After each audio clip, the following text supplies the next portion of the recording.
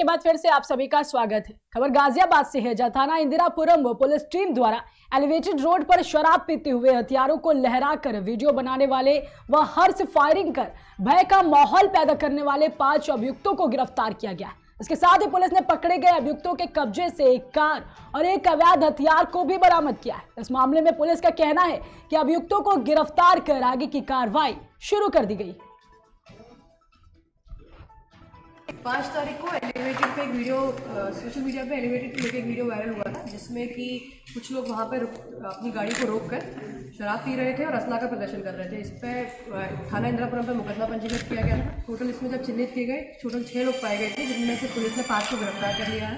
5 के नाम है, एक राजा चौधरी जो कि यहाँ पे जिम चलाता है, इसके कविनगर क्षेत्र में और कोतवाली क्षेत्र में 2 जिम है 24 फिटनेस के नाम से। दूसरा इनका साथी है रोहित शेट्टी, आकाश रोही।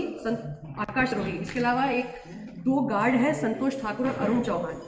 इसमें जो असला दिखाई दे रहे थे वो संतोष ठाकुर और अरुण चौहान से बरामद हुए हैं। 315 बोर के इनके लाइसेंसी वेपन्स हैं, जिनके की कैंसिलेशन की रिपोर्ट हुई 5 तारीख को।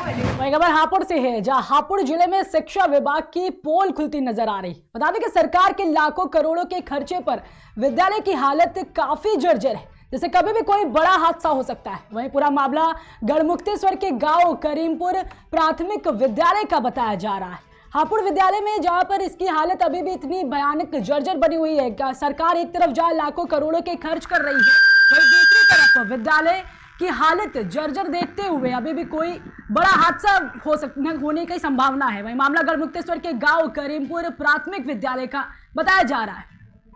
वही इसी खबर से तमाम जुड़ी जानकारियों के साथ हमारे साथ जुड़ चुके हैं हमारे संवाददाता के.एस. सिंधु। जी के.एस. सिंधु, सबसे पहले बताइए, आवाज आ रही है आपको? जी बोले जी। तो ये बताइए, ये जो विद्यालय की हालत काफी इतनी जर्जर बनी हुई है, इस पर क्या कुछ अपडेट है आपके पास में, क्या कहना चाहते हैं आप?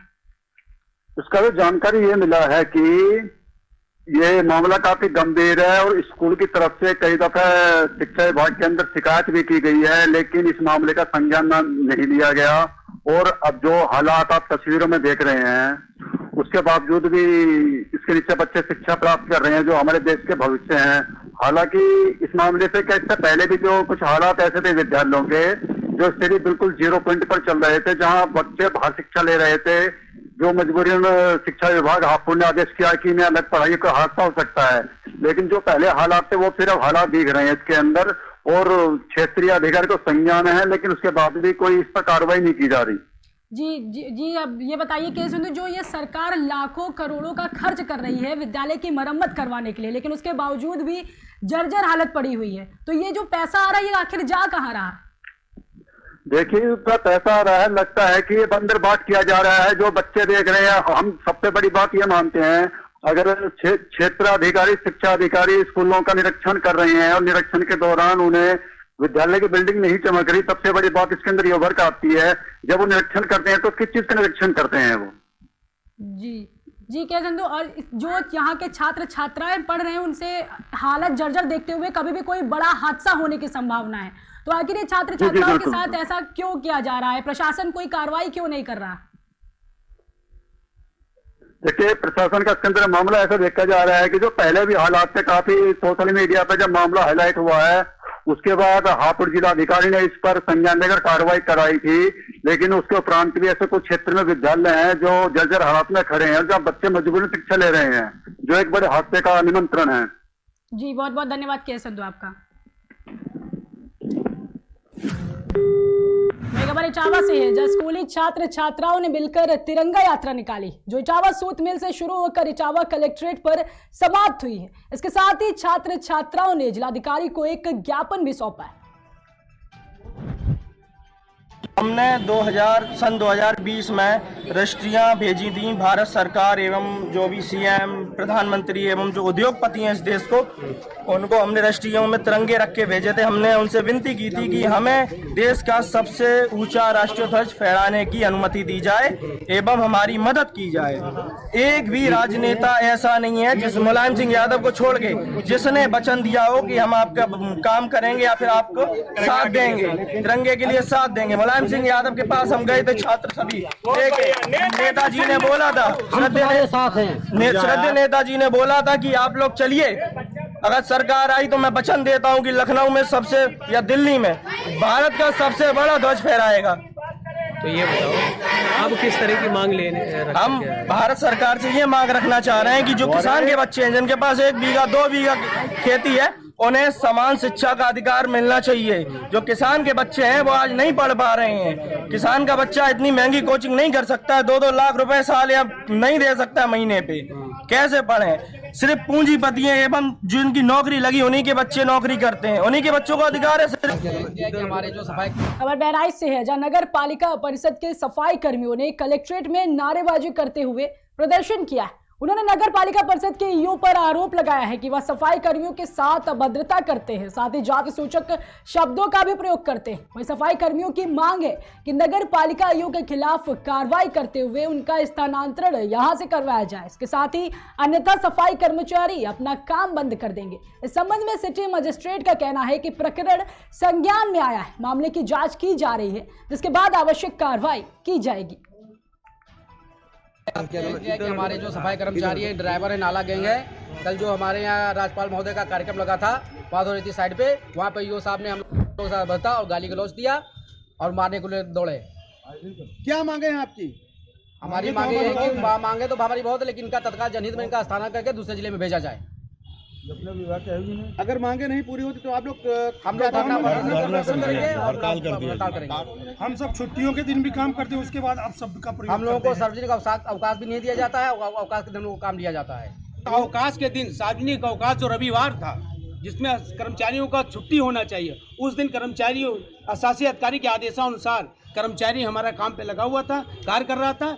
पता चला कि कर्मचारियों के साथ अभद्रता हमारे जो है अधिकारियों ने की है, तो ये जो प्रकार की अभद्रता की गाली गलौज की बात आई है सामने, तो ये कर्मचारियों द्वारा ये पता चला।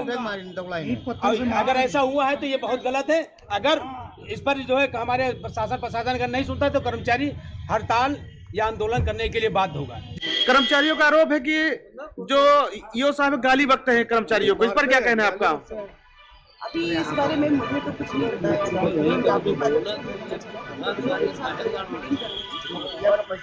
कहाँ पे प्रॉब्लम आ रही है। इसी खबर से जुड़ी तमाम जानकारी के साथ हमारे साथ जुड़ चुके हैं हमारे संवाददाता मदन पोरवाल। जी मदन, आवाज आ रही है आपको? जी मैम। जी ये बताइए, जो नगर पालिका परिषद के सफाई कर्मियों ने कलेक्ट्रेट में जो नारेबाजी कर रहे हैं, जो प्रदर्शन कर रहे हैं, क्या कुछ अपडेट है आपके पास में इसका? ऐसा मैम जो है रविवार को मुकुट बिहारी वर्मा जी के मैरिज लॉन मधुबन में राज्यपाल जी उनके लिखित पुस्तक का विमोचन करने के लिए आए थे। इसी में ईओ द्वारा जो है सफाई कर्मचारियों की ड्यूटी लगाई गई थी और उनका आरोप है कि ड्यूटी करने के बावजूद उन लोगों ने हमारे साथ अभद्रता की है। इसी से नाराज होकर के ये लोग कलेक्ट्रेट पहुंचे और जिलाधिकारी के नाम एक ज्ञापन दिया है उनको स्थानांतरण को लेकर के। और ये सिटी मजिस्ट्रेट का कहना है कि मामला संज्ञान में आया है, जांच कर कार्रवाई की जाएगी। जी बहुत बहुत धन्यवाद मदन आपका। खबर मथुरा से है, जहां अखिल भारत हिंदू महासभा के राष्ट्रीय कोषाध्यक्ष दिनेश शर्मा ने मुख्यमंत्री योगी से शिकायत की। हिंदू महासभा के राष्ट्रीय कोषाध्यक्ष ने कहा है कि बिजली विभाग के अधिकारियों और ईदगाह कमेटी के लोगों द्वारा मिलीभगत करके मथुरा ईदगाह में जुर्माना केवल 3 लाख कर दिया गया है। जबकि हिंदू महासभा ने कहा है कि जब से ईदगाह बनी है और मथुरा में बिजली आई है तभी से ईदगाह में बिजली चोरी हो रही है। लगभग 60 साल से बिजली चोरी हो रही है, तो बिजली चोरी का जुर्माना करोड़ों में होना चाहिए, जिसको लेकर दिनेश शर्मा ने सीएम योगी को शिकायत पत्र लिखा है। मथुरा शाही ईदगाह में जब से ईदगाह बनी थी तभी से उसमें बिजली चोरी हो रही थी। हमने इसकी शिकायत माननीय मुख्यमंत्री और ऊर्जा मंत्री से की थी। हिंदू महासभा की शिकायत पर बिजली विभाग ने ईदगाह पर छापा डाला। छापे के दौरान केवल उसमें 435 वाट का लोड दिखाया गया और ईदगाह कमेटी के सचिव तनवीर अहमद के खिलाफ मुकदमा नंबर 842 धारा 135 में दर्ज किया गया। बिजली विभाग के अधिकारियों ने केवल 3 लाख रुपये जुर्माना वसूल किया। ये बहुत ही निंदनीय है। इतने वर्षों से ईदगाह में चोरी हो रही है और जुर्माना राशि इतनी न्यूनतम, ये बहुत ही बिजली विभाग के अधिकारियों ने गलत निर्णय लिया है। हिंदू महासभा ने आज माननीय मुख्यमंत्री जी को ट्विटर पर और उनके अकाउंट पर लिखित में शिकायत दी है और मांग की है कि जुर्माना राशि करोड़ों में होनी चाहिए थी। ये बिजली विभाग के अधिकारियों और ईदगाह कमेटी के लोगों की मिली भगत की साजिश है, जिससे जुर्माना राशि न्यूनतम 3 लाख दिखाई गई है। यदि जुर्माना राशि नहीं बढ़ाई गई तो हिंदू महासभा आंदोलन करेगी और माननीय मुख्यमंत्री से मांग है कि एक्चुअल जुर्माना राशि ईदगाह कमेटी से वसूल की जाए, अन्यथा की स्थिति में ईदगाह पर बुलडोजर चलाया जाए। मथुरा ये था खबर जालौन से है, जहां मकान बनाने को लेकर मामूली कहासुनी के बाद विवाद और बढ़ गया। विवाद में परिवारजनों के बीच जमकर गाली गलौज भी हुआ है। इसके बाद अचानक लाठी डंडे और धारदार हथियार चलने लगे। इस हमले में दोनों तरफ से करीब 1 दर्जन लोग घायल हो गए। सूचना मिलते ही पुलिस ने मौके पर पहुंचकर घायलों को अस्पताल पहुंचाया है, जिसके बाद पुलिस ने मामले की जांच शुरू कर दी गई। पूरा मामला जनपद जालौन के माधोगढ़ कोतवाली क्षेत्र का बताया जा रहा है।